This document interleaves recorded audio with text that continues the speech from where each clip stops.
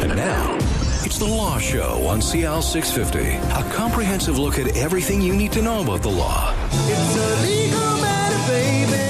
A legal matter from now on. And welcome to The Law Show. I'm Zach Spencer on CL 650, and joining us in studio, immigration and citizenship lawyers from MKS in downtown Vancouver, Alex Stojkovic and Rudy Kishner, two of the partners, and your other partner, Gordon, isn't here today. He's always fun when he's in. So you've moved offices from Yaletown to downtown right next to the Burke's building.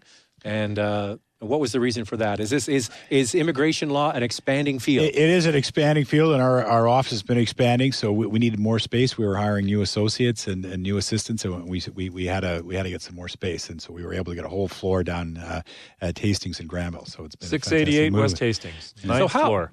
I've never really asked you guys before. How did you all become partners? How did you come together? Did you know each other from? Well, we went to school together, Alex and I. Yeah, because it's interesting because we have other people on the Law Show. Murphy Batista, the personal injury lawyer, same thing, went to law school. So is that a common theme with partnerships? Well, we didn't really know each other in law school, though. Well, I knew you. Everybody knew you, Alex. I mean, Were you the star?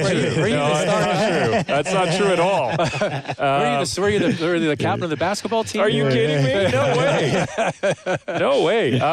Well, you know what? I mean, our community is not big, the immigration law community in Vancouver, and I'm a bit of a lifer. I started in this in '95, right out of my first job articling, and Rudy started, just a few years later in immigration law. About 4 years later. Yeah. And the thing is, if you're, and our partner Gordon started in immigration law in '89 with our old firm where Gordon and I met.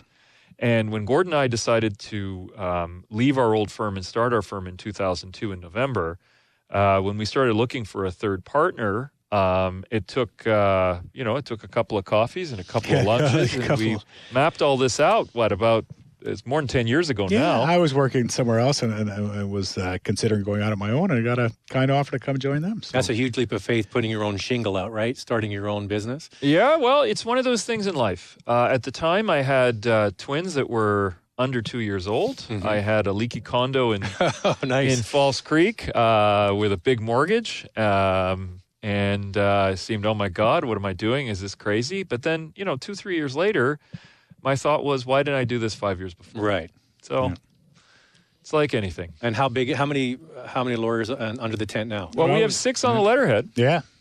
So with another one joining in November. So. Yeah, so we're growing. We're happy with the growth, and it reflects the market because I think the market's growing. Immigration's a growing area of practice. Okay, immigration and citizenship. Is there something that say, Rudy, you take as a sort of subspecialty, or Alex, that's one of I always say our failing as a business model. We tend to. I think all of us have started our practice, in a litigation sort of field.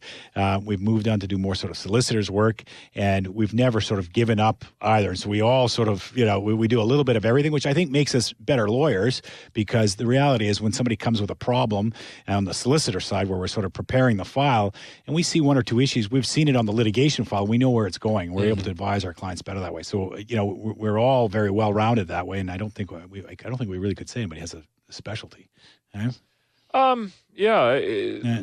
There's certainly certain things that we're particularly known for. Certainly Gordon is maybe the leading expert in misrepresentation in Canada. Certainly thought so by the bar. And in terms of citizenship revocation, I've probably done more of that work than, I dare say maybe there's a handful of lawyers who've done more than I've done in Canada. But that's part and parcel of being specialist and in being in a city where immigration law has been a big deal.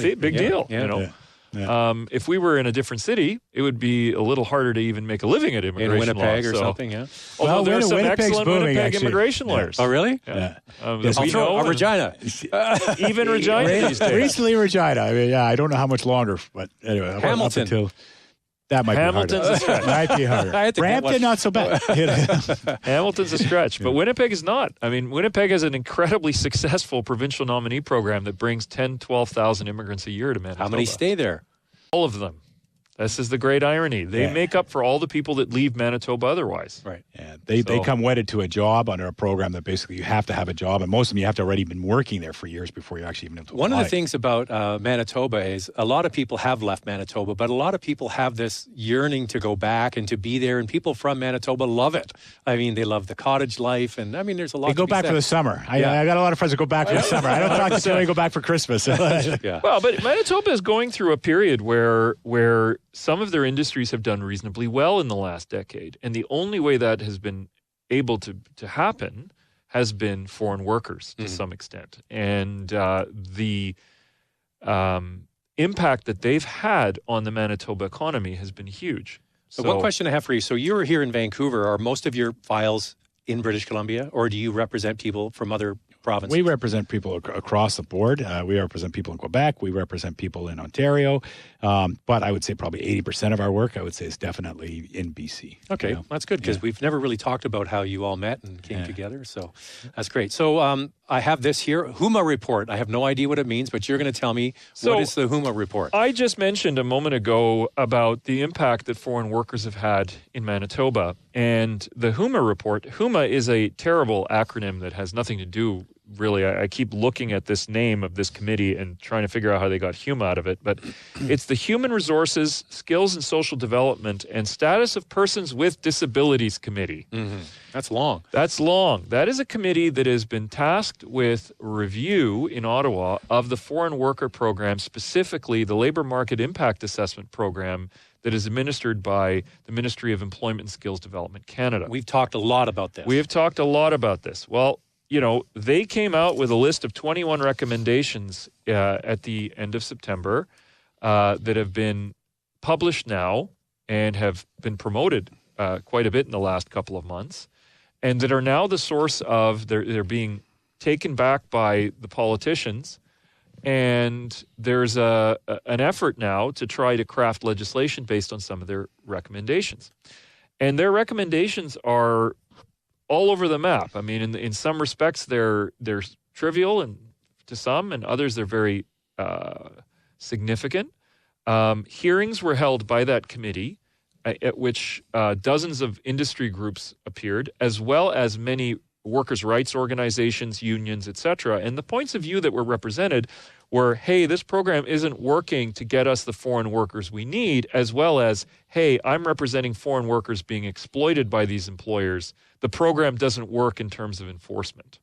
So you have too much enforcement, too restrictive, as well as not enough enforcement, not protective of workers. So they were dealing with all of these things. I guess that would fall under the different categories and skill levels. We've talked in the past about a guy who's an engineer and he's working for an oil company in Alberta. Well, he doesn't need protection as much as a foreign worker that's coming in and flipping burgers. Yeah, that's right. And that was a massive problem, I think, under the Conservative government when they they were responding to a bunch of workers from McDonald's that came forward in the media saying they were exploited.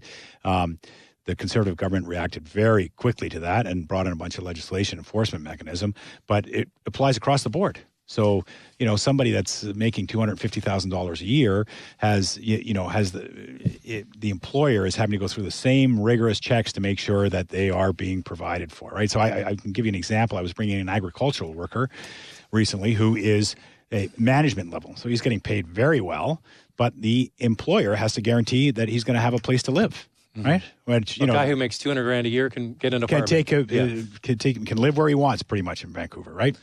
But the way the program's set up, the employer's on the hook for that, based on these underskilled minimum wage workers, right? Yeah, it's a problem of one size fits all. Right? One size fits all, and that's part of the list of recommendations. Why they're a bit on the schizophrenic side, is they're dealing with complaints that have come from all sorts of different walks of life and all sorts of so to give you an example, I mentioned a few moments ago Manitoba. Manitoba's food processing industries, particularly hog processing and other industries, packing plants, meat packing, etc. These companies have become some of Canada's real industrial champions with 1,000, 2,000, 3,000 employees. And that's why the government was so pro opening up exports for meat and things in other countries like China. But the challenge they have is filling jobs such That as are no fun. slaughterhouse Yeah. workers that Canadians don't want to do, especially not if they want to. They have to do them in a rural Saskatchewan or rural Manitoba setting. So a lot of employers have relied on foreign workers to come and fill those jobs and have committed in many instances to making those people permanent residents. The challenge that they've run into is the government has set caps now on how many foreign workers you can have at any particular job site. And in these bigger job sites, You say there's 3,000 people working there. right, Yeah. this is becoming a significant problem. You have a ceiling that you cannot have any more foreign workers. And the feeling that ceiling has now been dropped to 10% and no more. And there's a strong feeling amongst those industrial associations that that's an artificial number and needs to be changed. And so one of the recommendations that the committee came up with after listening to the numerous complaints from these industries is to raise that bar from 10% to 20% to help accommodate industries like that. So that's one of the recommendations. Another recommendation was from the Universities Association and Colleges Associations of Canada, who feel that this is an overly onerous process for them when they're trying to bring in specialized academics. And their perspective is, look, we're bringing in an academic who's going to be part of our community for 10, 15, 20, 25 Especially if they years. have tenure, right? Tenure. If we're going through the trouble of recruiting, why are you making us pay extra fees, going through an additional process, proving to you that we've advertised on the National Job Bank, when you don't find a professor of anything from physics to nuclear medicine to theology on the National Job Bank? You find them in an academic journal, or And so one of the committee's very sensible recommendations was that if you're recruiting faculty at your university or college, the guidelines should be a little bit less restrictive in terms of what you're required to do. We're talking about the HUMA Report, and the long name is?